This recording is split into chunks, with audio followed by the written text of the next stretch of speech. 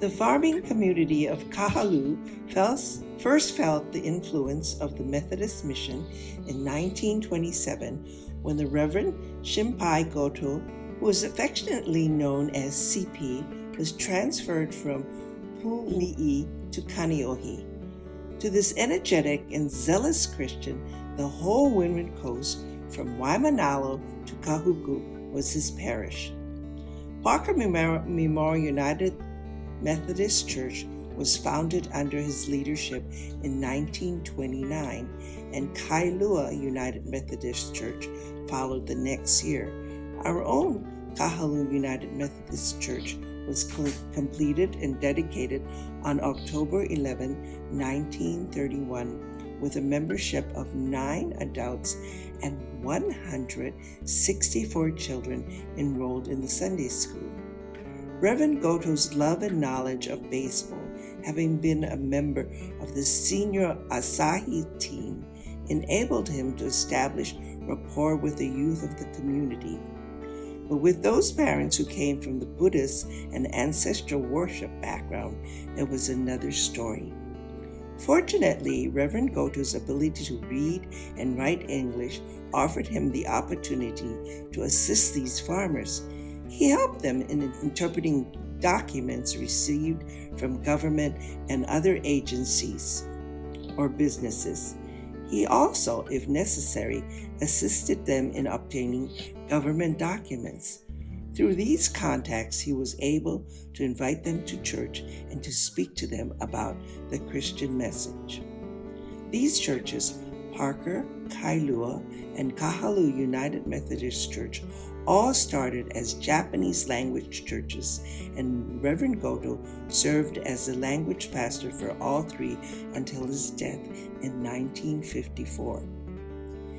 In 1947, despite the shortage caused by the Second World War, District Superintendent Dr. William Fry was able to scrounge enough building materials to build a small parsonage on the church ground. The Reverend and Mrs. James Terauchi became the first residents there. The shepherd had finally come to live among the flock.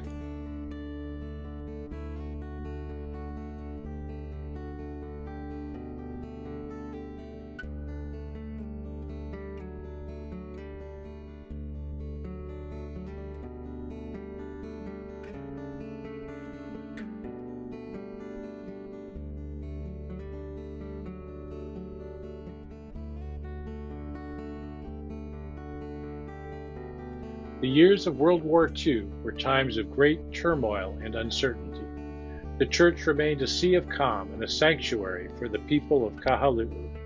Since many of the Buddhist priests were interned during the war, many of the non-Christian people of the community turned to the church for the sacrament of marriage and for the performance of funeral rites.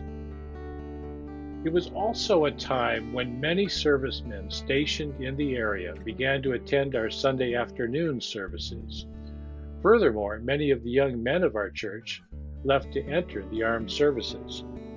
In 1931, construction on the sanctuary began under the leadership of Reverend Shui Fujishiro, Reverend Warren Thomas, and architect Paul Jones. The building was the first of its kind in the island, using utility poles as rafters. The members themselves built and assembled the furnishings, including the pews, altar, and communion table. The stained glass windows came as a gift from the Methodist Church in San Francisco in 1952. This simple but beautiful sanctuary was dedicated in 1953 and cost $15,000. Gifts through the efforts of J. Wesley Hole and George Steed from churches and members in Southern California and across the nation made this beautiful church possible.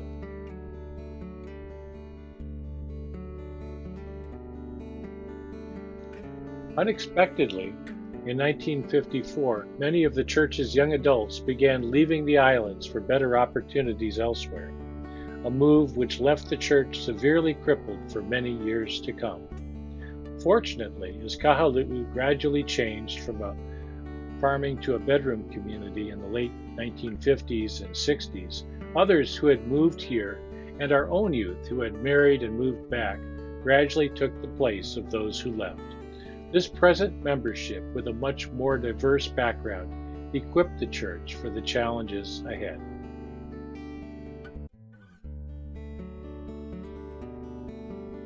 Miss Martha Allman was a deaconess from the Women's Society of Christian Service, later renamed the United Methodist Women. She hailed from Alabama. She was assigned to the Hawaii Rural Works Project in 1955. The primary focus was to develop religious education programs in the Kaneohe Bay area, which included Parker United Methodist and Kahalu'u United Methodist. Programs in both churches served 150 youths. Living in a cottage next to our church, she described her surroundings as lovely Waihe'e Valley of small farms growing taro, banana, papaya, and flowers. She recruited and trained teachers and counselors for several youth groups.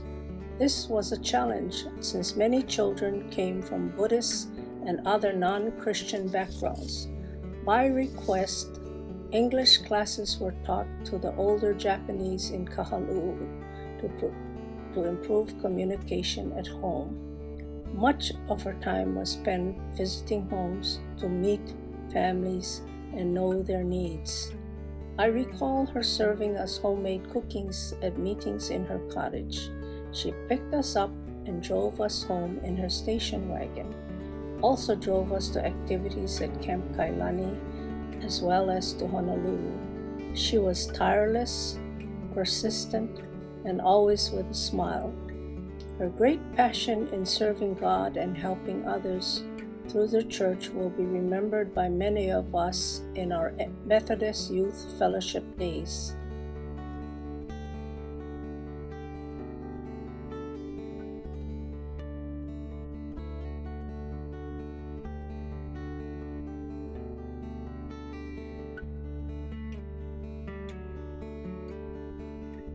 With a strong Sunday school and youth group, the church planned to build an education building. A building committee was elected and a building fund was started during the pastorate of Reverend James Terayuchi.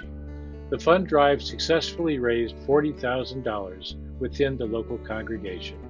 This was matched by the National Board of Church Extension. The education building was built and dedicated in 1968 during the pastorate of Reverend Ignacio Castuera. The final payment for the building was made and a joyous mortgage burning and consecration service was held in February 1978. During this time, there were no public buildings in Kahalu'u. Therefore, the church became a free meeting place for many organizations in the community.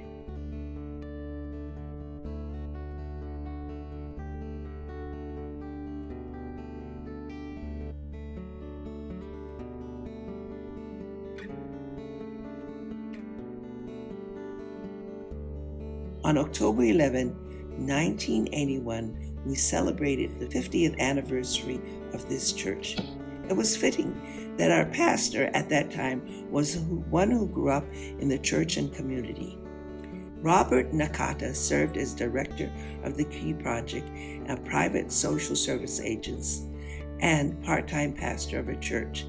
His prophetic vision of social justice for all people led the church into deeper involvement in community problems and its solutions. Thereby, the Methodist heritage, a strong emphasis on social justice, came alive in our church. Around the same time, the church group strengthened as youth activities became a vital part of the church's life. These gatherings became focused on unity and spiritual growth.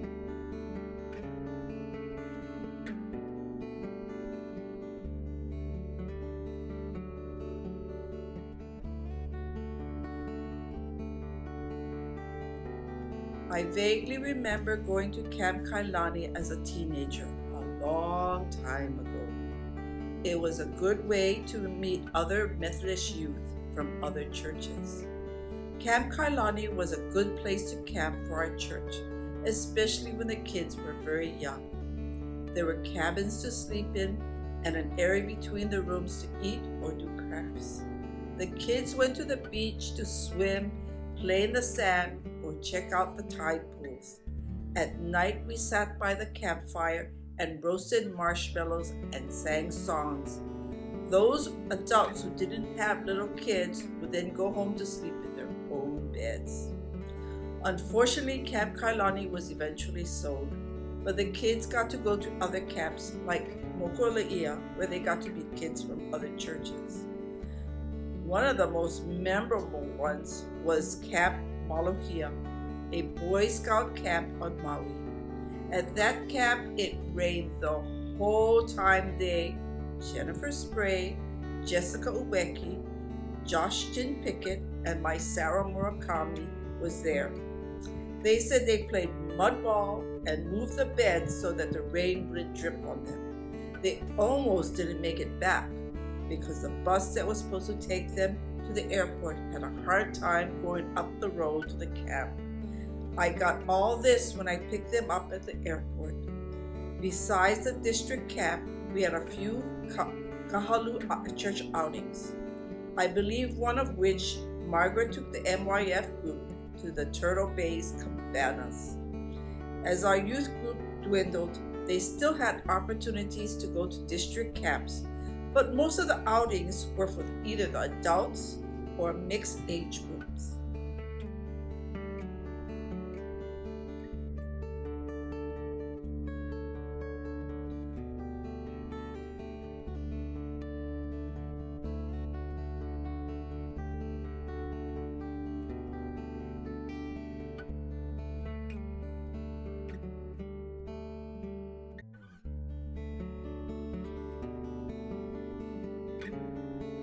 As a church striving to grow into the image of Jesus Christ and to serve God, building a community of peace and justice, we are committed to our ongoing witness of God's grace through the works of mercy, such as Family Promise, the Goto Memorial Scholarship Fund, the Wesley Foundation, Faith Action for Community Equity, Walk to Emmaus, Key Project, Kahalu'u and Waiahole Elementary Schools, the Kamehameha Preschool, and local food banks.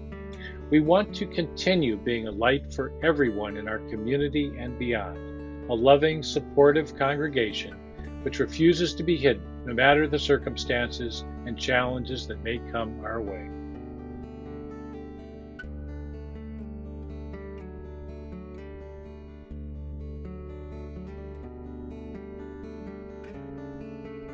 Hi, I'm Jasmine, and I've been at Kahalu'u UMC Church since I was born. I was baptized there. It's hard to put in 2 minutes what our church means to me, how much it's done for me and my family, how magical its mission is. It truly is a place that I've called my second home growing up. Being able to be in such a small church, it's so personal. Everyone knows each other, everyone cares for each other, everyone's always checking in on each other. It truly is a place that I spent most of my childhood, most of my fun memories, from Easter egg hunts to Christmas Eve services. I carry a lot of good memories with this church, and its mission is to just give back to people and help our community, and we really show that in everything we do. And I'm so lucky to have been a part of a church that's mission is to just care for its community. I'm truly lucky to still be a part of the church to this day, and I plan on doing it for the rest of my life. But Kahalu'u UMC is a church unlike any other. We have been blessed by God through many people, both lay and clergy, who have sacrificed and persevered to start this church and to see that it continues. We also owe a great deal to the National Board of Mission and Church Extensions, the Hawaii District, and the annual conference for their generous past support with pastors' salaries and financing of church buildings. We are grateful that we are now able to fully support the pastor's salary. The first 90 years of this church have been spent in establishing itself and serving and helping to mold the lives of its members. As this church begins the next 90 years, it is ready to be called on to play a greater role in helping mold the future of this Kahalu'u community.